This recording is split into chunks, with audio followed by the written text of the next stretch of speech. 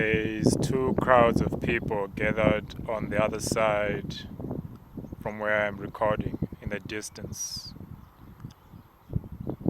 When I walked past, everything was very still. From one perspective, it may look like they're in a state of peace. It's those there and there. It's two crowds of people separated. They look like they're in a state of peace. But from a discernment point of view, you can feel and you can sense in entirety a spirit of death encapsulating both crowds. They are literally ker debro ambre gre ersker ombre tertifiro perdea. On the opposite side, just as I am on the opposite sides of them, there's a river between us. They are on the opposite side of life. So though their bodies are here, their spirits have departed. All of them. Every single one. There's not one living person here. These are living graves. Absolutely living graves. Perinembro de raye.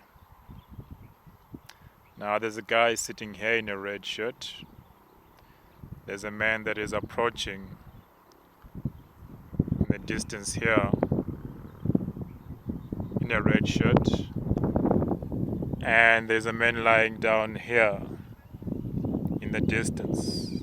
I won't really see him very well, but he's over here in a red shirt. That to me represents blood. And the three reds are about to be on the same side. So the one lying down here, the one that's on the phone here, and one that's just about to cross over to the other side. This to me depicts that there have been sacrifices here. Now either these people have sacrificed people, or things were sacrificed on their behalf to put them in this particular state. But there is death here. Spiritually dead. Spiritually dead. Reembro dorte fish combaraya. So I'm going to pray for them. Sembare devara. There's no purpose or reason for me to leave them in such a state.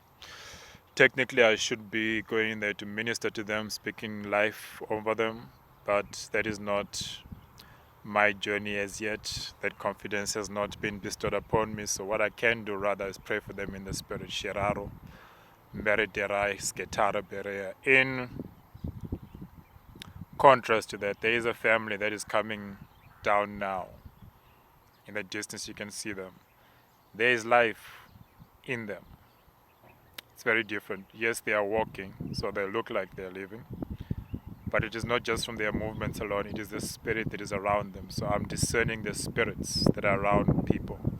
So when I say there's death in those distance on that side, it is because the spirit around them is death. Whereas this family with the young kids that is walking towards me, there is life here. And there's yellow.